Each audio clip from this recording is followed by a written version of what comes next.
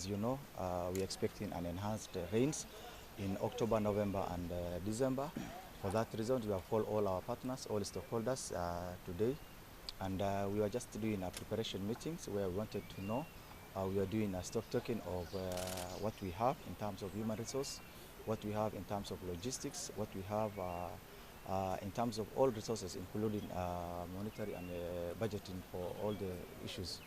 As you know, in Garissa, we are lying in the Tana River, and during floods, usually we have a large population uprooted, especially displaced persons along the river. And for that reason, we have just called for a meeting with the county, with the office of the county commissioner. And today we had that planning meeting just concluded. Called all our we are really prepared, and in terms of logistics, we are prepared.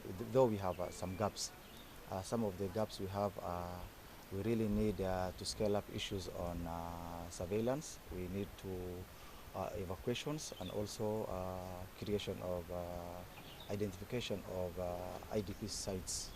Not went down to up to the amount of resource, but we have mobilized all our partners, and we have allocated resources.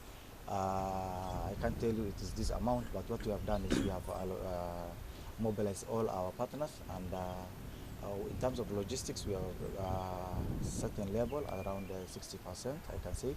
In terms of human resources, we have mobilized all our departments, especially Department of Water, Agriculture, Livestock, and the Special Program and Donor. Those are the departments we're expecting, at least the most affected departments. And in terms of, let's say, in terms of human resource, we are ready to respond to any emergency at the county level. We have the hotspots areas in Garissa County, and this is area we have mapped out. For example, let's say in the 7 sub-counties in Lagdera, I'll start with the Lagdera. We have the area around the Wasanyiro, that is Kurufa, Shanta'aba, and Baraki.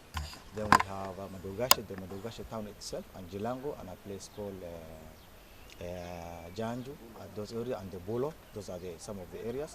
Then we have Garissa town. In Garissa town, let's say Balambala, we start with Balambala. In Balambala, we have Saka, Sankuri, Shabah, and part of ADC. That's when you're entering Garissa.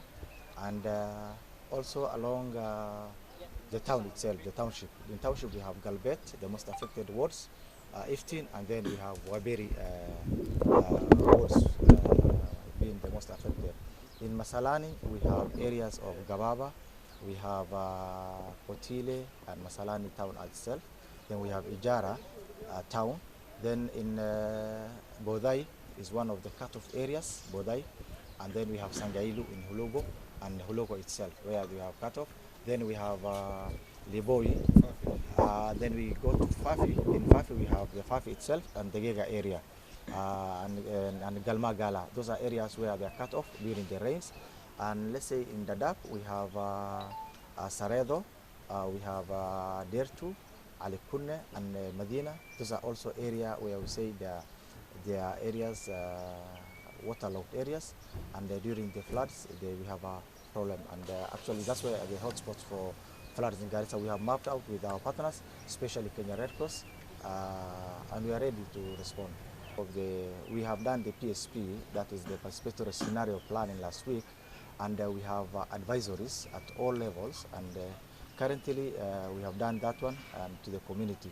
But my advice to the community is that they should move out areas where the flooding zones, especially along the river and Lagas, starting from they should move at least to a safer grounds, and also the county will going to support them. Both the national and the county government is going to support them to move out their assets, especially their farmers, especially the beehives and their assets, and also the produce. We're going to support them to remove them.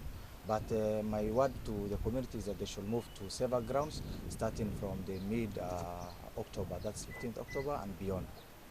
Specifically, we have addressed the issue of El Nino, the anticipated El Nino rains. We have gotten a report from our Met department that we are expecting above normal rainfall. And as Garissa County, we are on a low-lying area, especially along the Tana River. And sometimes Tana River is a blessing to us, but when the rains are above normal, then it becomes a disaster. That's why we have mobilized all our